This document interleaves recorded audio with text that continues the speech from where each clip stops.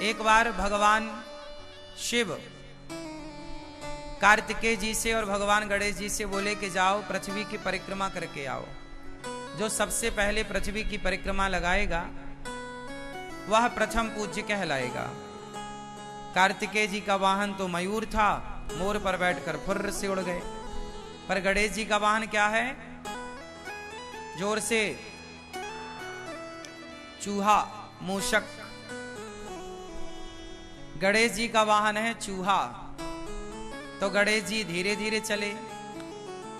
अब गणेश जी जब चले तो गणेश जी सोचे कि मैं पूरी पृथ्वी की परिक्रमा कैसे लगाऊं। बोले संपूर्ण विश्व माता पिता में समाया है, क्योंकि माता पिता में हम समाये थे। माता पिता से ही ये संसार प्रकट होता है। इस संसार में कोई भी हो, बिना माँ बाप के संसार में आने की इजाजत नहीं है। भगवान ही क्यों ना हो, उनको भी माता पिता का आश्रय लेना पड़ा। देवकी वसुदेव, कौशल्या, दशरथ जी। इस संसार में ऐसा कोई नहीं है जो भगवान भी माँ बाप के बिना आए। तो चाहे चींटी हो या हाथी हो, इंसान हो या पक्षी हो, सबको आने के लिए किसका आश्रय लेना पड़ता है? माता पिता का। तो माता पिता ही ये सृष्टि को उत्पन्न करने वाले हैं, सृष्टि को रचने वाले हैं। इसलिए गणेश जी ने सोचा कि माँ बाप को प्रणाम कर लूं, परिक्रमा कर लूं, तो संपूर्ण पृथ्वी की परिक्रमा करने का हमें फल मिल जाएगा। गणेश जी ने माँ बाप की परिक्रमा लगाई, और जैसे माँ बाप की परिक्रमा लगाई, पूरी पृथ्वी की परिक्रमा लगाकर कार्तिकेय जी आए। बोले हम तो देखो पहले परिक्रमा लगा के आ गए, अब हमारी प्रथम पूजा होनी चाहिए। शंकर जी बोले आपने प्रथम परिक्रमा नहीं लगाई विश्व की, तो किसने लगा दी? बोले गणेश जी ने। कैसे लगाई? बोले इन्होंने हमारी परिक्रमा लगाई, पार्वती और शिव की। शिव पार्वती की एक परिक्रमा लगा ली तो पूरे ब्रह्मांड की परिक्रमा लगाने का उन्हें फल मिल गया। कार्तिकेय जी को गुस्सा आई और क्रोध में आकर कार्तिकेय जी ने एक छोटा सा प्रहार कर दिया गणेश जी के ऊपर। तो वो प्रहार जाकर गणेश जी के दांत में लगा, तो गणेश जी का एक दांत टूट गया। तब से उनका नाम पड़ा एकदंत। क्या नाम पड़ा? एकदंत दयावंत चार भुजाधारी, माथे सिंदूर सोहे। तो गणेश जी का नाम एकदंत। तो कार्तिकेय जी और गणेश जी के बीच में जो शर्त लगी, तो गणेश जी जीत गए। तो गणेश जी ने माँ बाप की परिक्रमा की, तब से गणेश जी प्रथम पूज्य हो गए कि गणेश जी जैसी बुद्धि किसी के पास नहीं है। इसलिए गणेश जी बुद्धि के अधिष्ठात्र बन गए, बुद्धि के देवता बन गए। गणेश जी किसके देवता हैं? जोर से। गणेश जी बुद्धि के देवता हैं। जिसे बुद्धि चाहिए वो गणेश जी के पास जाए। गणेश जी बुद्धि के परम देवता हैं। अच्छा, गणेश जी का वाहन है चूहा। अब जरा यहां ध्यान से सुनिएगा। हमारे वेदों पुराणों ने, हमारी ऋषि मुनियों ने कितनी बढ़िया व्यवस्था की है। समझदार को इशारा काफी, ये सुना है ना आप लोगों ने। आप सब समझदार हैं, इसलिए हम इशारे करते चलेंगे। देखो, गणेश जी बुद्धि है और गणेश जी का वाहन क्या है? चूहा। चूहा किसका प्रतीक है? चूहा किसका प्रतीक है? तर्क का। कुतरता रहता ना, कुछ भी मिल जाएगा, चूहा कुतर देगा। चूहा तर्क का प्रतीक है। किसका प्रतीक है?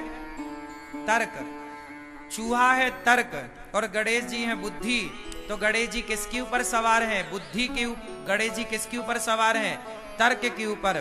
बुद्धिमान वही हो सकता है जो तर्क पर सवार हो। तर्कमय बुद्धि श्रेष्ठ है।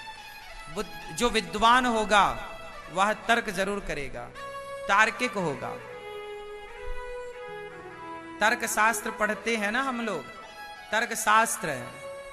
तो बुद्धिमान व्यक्ति, देखो एक बच्चा होता है ना, बहुत सारे सवाल करता है। माँ भगवान है तो दिखाई क्यों नहीं पड़ते? माँ गणेश जी की सूंड लंबी क्यों है? माँ गणेश जी के कान बड़े बड़े क्यों हैं? ऐसा बच्चा पूछता है ना आपसे। तो ये बच्चा जो पूछ रहा है उसके पूछने को ही तर्क कहते हैं।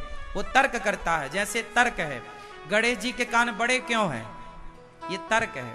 आप हमसे पूछो, चलो हम आपसे पूछ रहे हैं, बताओ। ओ भैया, ओ पंचायती लाला, देखो आगे ही आके पंचायत कर रहे हैं, सुनो। ओ सुन रहा है ना तू जो कह रहा हूं मैं, ध्यान से सुनना है अब 5 दिनों तक।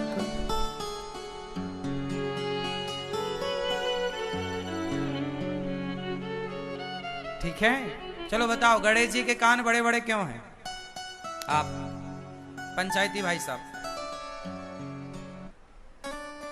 ये क्या है? ये मैं इनसे प्रश्न कर रहा हूं, मतलब मैं इनसे तर्क कर रहा हूं। यही है तर्क। गणेश जी के कान बड़े बड़े क्यों हैं, ये क्या है? बोलो बोलो, क्या है ये? तर्क है। क्या है ये? तर्क। अच्छा, तर्क कौन कर सकता है? सवाल कौन कर सकता है? मूर्ख व्यक्ति कभी सवाल नहीं कर सकता। पढ़ा लिखा बुद्धिमान ही सवाल कर सकता है। सवाल करने वाला तार्किक है, मतलब पढ़ा लिखा है। छोटे छोटे बच्चे बहुत सारे सवाल करते हैं, क्योंकि उनके अंदर, वो अभी पढ़े लिखे तो नहीं है, पर उनकी जिज्ञासा है, तर्क है।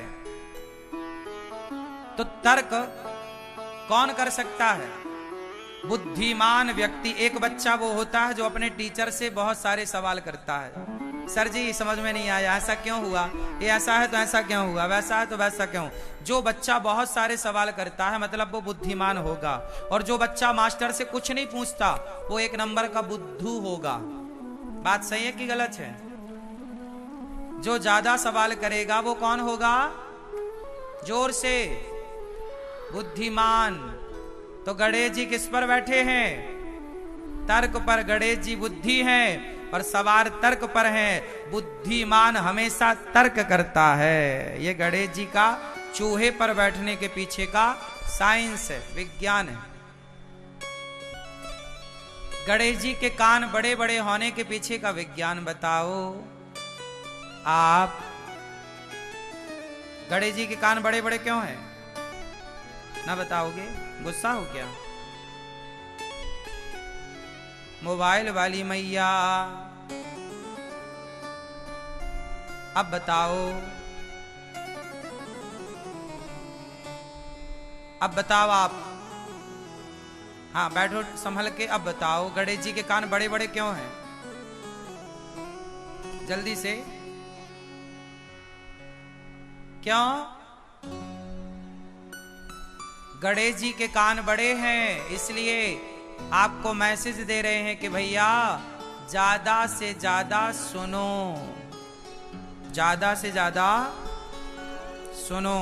ज्यादा, यदि आप ज्यादा सुनने लग जाएंगे अपने माता की, पिता की, सास की, ससुर की, पति की, पत्नी की, तो आप कभी झगड़े में उलझेंगे ही नहीं।